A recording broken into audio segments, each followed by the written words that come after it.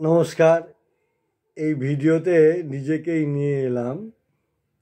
আবিশ্বের কবিদের কবিতা পাঠ রেকর্ড করতে করতে কখনো কখনো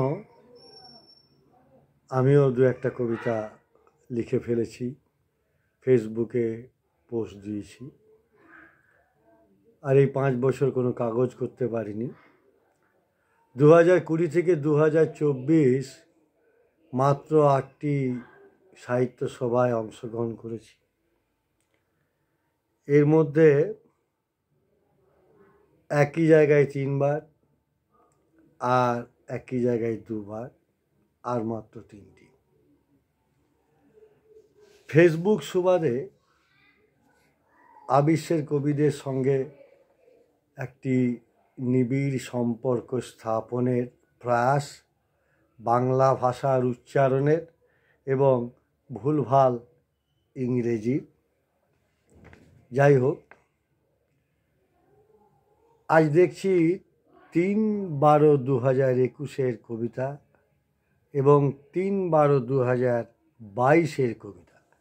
আমার নিজের লেখা কবিতাও অনেক সময় আমার কাছেই অচেনা ঠেকছে। এমন অবস্থায় কিছুদিন হলো আমি আমার কবিতা টুকছি। শেষ করে ফেলবো লক্ষ্য ডিসেম্বরের হয়তো 15 তারিখের মধ্যে। 31 অবধি যাব না, কিছু কাজ আছে। পড়ছি স্পেনের কবি নর্মা পোয়েটের ছবি দিয়ে এবং তাকে উৎসর্গ করে একটি কবিতা, এবং পড়ব কবি ও অনুবাদক শাকিল কালামের ছবি দিয়ে আমি 2022 যে কবিতাটি লিখেছিলাম সেটিও। বন্ধুত্ব, উৎসর্গ নর্মা পোয়েট, স্পেন।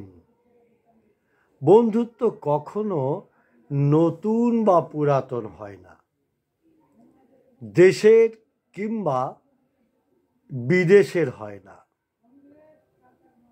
সুতোর কিংবা সোনার শিকলের হয় না, এমনকি আলিঙ্গন বা দূরত্ব হয় না। সে মনের মনের মনে। পড়ছি শাকিল কালামকে নিবেদিত কবিতা। কবিতার নাম কবি এক আশ্চর্য গর্ভ। ফেসবুকে পোস্ট দেওয়ার সময় কোনো নামকরণ ছিল না, অটোমেটিক রাইটিংয়ে যেমন হয় লিখে ফেলেছিলাম কিছু লাইন। পড়ছি কবি এক আশ্চর্য গর্ভ।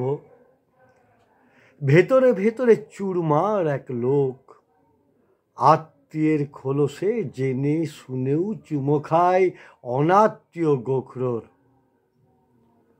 ভেতরে ভেতরে চুরমার এক লোক, সমাজ তাকে ইয়ার্কি মেরে ডাকে কবি। সে তার মাথার ভেতর দুনিয়ার দর্শন ভরে নেয়, লেখে যা আদৌ তা লেখা উচিতই না। ভেতরে ভেতরে চুরমার এক লোক, দর্শনের মাখন মাখে অদ্ভুত আঙ্গিকে। আত্মীয়তা, সামাজিকতা, দেশপ্রেম তাকে নিয়ে হোলি খেলে। সে খেলার ওপরে খেলা, এমন এক খেলা খেলে যে খেলায় অজস্র ক্লাসিক গানের আসর বসে, অজস্র অনুগল্প, কবিতা, প্রবন্ধ, উপন্যাসে মানুষ তার পাগল পাগল ভক্ত বনে যায়। ভক্তিমার্গের এই লীলা দেখতে দেখতে তার প্রতিটি চুরমার থেকে এক একটি হাসির দেবতা জন্মায়। সেই সব দেবতাদের কবিতা অনুবাদ করতে করতে আমি দেখি প্রত্যহ শকুনের ভোজসভায় গান হচ্ছে। কবি এক আশ্চর্য গর্ভ, কবি এক আশ্চর্য গর্ভ, কবি এক আশ্চর্য গর্ভ। নমস্কার।